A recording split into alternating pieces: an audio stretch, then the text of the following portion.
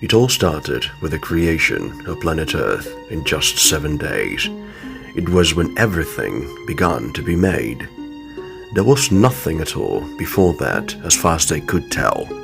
But then there stood so much more to actually think about, and as to what happened from here and after. In the midst of an uninhabitable planet, where there was no life of any kind, the impossible was finally created. It is a beautiful place now, where trees, grass, and fresh drinking water came to exist. Animals of all species started to appear from out of nowhere.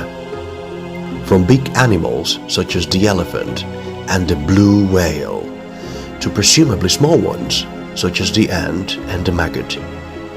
There is no mention of bacteria, microorganism, or dinosaurs, but if you will, it is believed that they too were there nonetheless. They were harmless creatures, all of them, no exception, incapable of eating one another for food.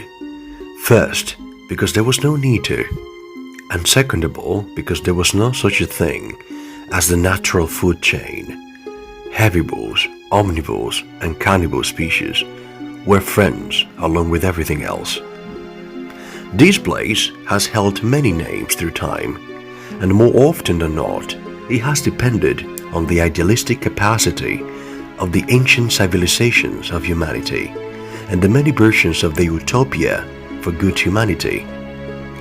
This wonderful internal place has gone by the names of Elysium, Valhalla, Jannah, the Pure Land, Eden, etc.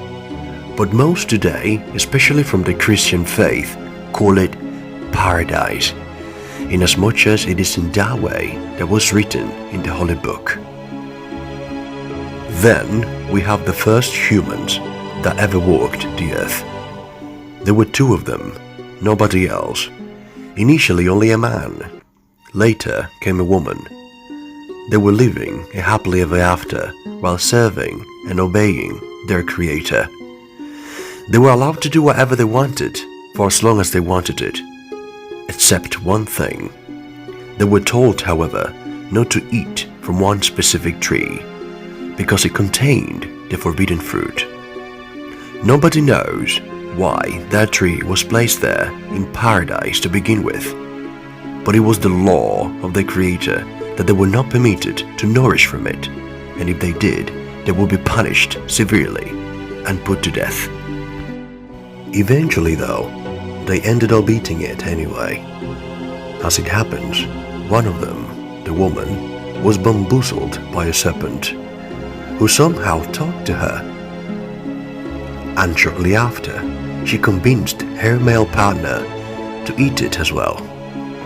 All in all, it is believed to be the first manifestation of the Black Angel that rebelled against the Creator, his former supreme ruler and Almighty. Subsequently, as a result of eating from the forbidden fruit, despite being told not to, they were sacked and shamelessly kicked out from paradise in perpetuity, forever. Nobody really knows for sure why the Creator just stood by and watched them being fooled by the serpent, or the possessor which he himself created to begin with. It was he, the most beautiful of all angels, who is also said to have the power to even corrode the Creator's almighty angels around him. No intellectual being was allowed to question the order of things in those early days of life. Notwithstanding, anyone could have just taken it that the free will was only compelled to be tested, and that was by allowing them to experience temptation caused by the Creator's former angel and right hand, the deity which it never destroyed, when perhaps it could have. Once out of paradise, the couple started to work to get their food and to support themselves as best as they could. They also started to multiply through the business of copulation. massive breeding, and lots of sexual intercourse. And so here is where we all come from, or so it is believed. Brothers and sisters then married each other, and in an incestuous manner continued to multiply more and more. Biologically, genetically, or scientifically speaking, no one knows why these people's grandchildren and their children's children were born without complications, diseases, or syndromes, as it would happen if you procreated with your own siblings or your relatives today. However, back then, at some extent through time, it did not seem to matter. It was okay. The one who killed his brother out of jealousy, he killed him because the Creator had favored him most, especially after the sacrifice that the two brothers were both entitled to offer. In fact, because the Creator chose his youngest brother's offer instead of his, that filled him with anger, if not too much ire, and it was indeed the final deterrent to make him commit fratricide. He murdered his brother, his own kin, his own blood. Today, killing other people is already one of the most despicable crimes any human being could ever succumb to. Now the killing of your own sibling or your own relative is far too horrid to even word it. And although no one knows if the killer brother was really sorry, he just carried on with his life and continued to have kids with some of his wives, or rather, his sisters. Here, the brave man, it was he who did good, whereas others did not. He behaved and obeyed. He was not one more of the bunch. He was different. He was good, decent and kind, and he served his Creator with devotion and faith above all else. Giants came down and invaded. What a nightmare. These giants were far too big and strong to be regular people. It is believed to be the angels that the devil himself corroded so that they could cause chaos here on earth. Many others, notwithstanding, allegedly say that they were not real angels. Instead, they were the offspring of the angels who wanted to get laid with the pretty women of earth. And so they did exactly that. At first, the sons of the angels were like everyone else. But then, they kept getting bigger and bigger. They grew more massive than before. The conduct and temper were actually the worst. They even forced regular people to be like them, to do the same they did. They were truly incapable of pity, remorse, or kindness. They were unbearable. Although no one might tell whether or not the Creator himself would have exclusively annihilated them, he rather told someone else, his new servant, to get ready for the end. One phenomenon that would wipe out all of bad humanity from the face of the earth, including the giants, the ones who the angels had sired. His name was Noah, and he was instructed by the Creator to build an ark so that no water could leak inside. It was the gargantuan flood that he was planning to send.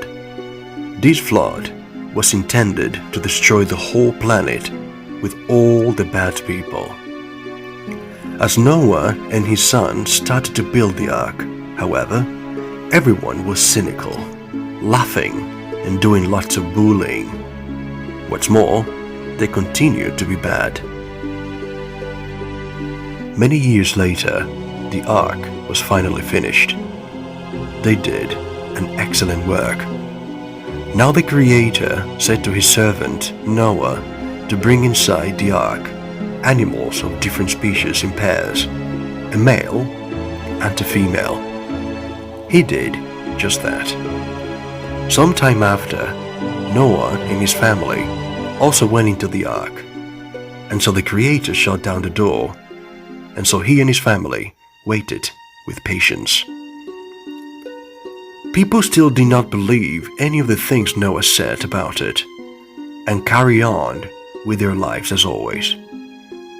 They were even laughing louder than ever. That is, of course, until all of a sudden, heavy water began to fall. The flood was extraordinary. It was like having the ocean upon them.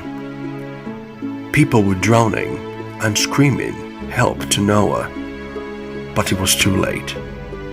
He could do nothing. And so he waited until the flood was over. As soon as all the water was dried out, Noah and his family came out and then presented the Creator with a gift, for which he was pleased.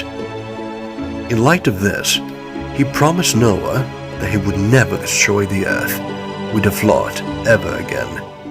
And to solidify that promise, he created a beautiful rainbow way above in the sky. Today, every rainbow that people see is a result and a reminder that no flood will destroy the earth anymore, or so it is believed. Now that the earth was empty again, the Creator then said to Noah that he must multiply a lot.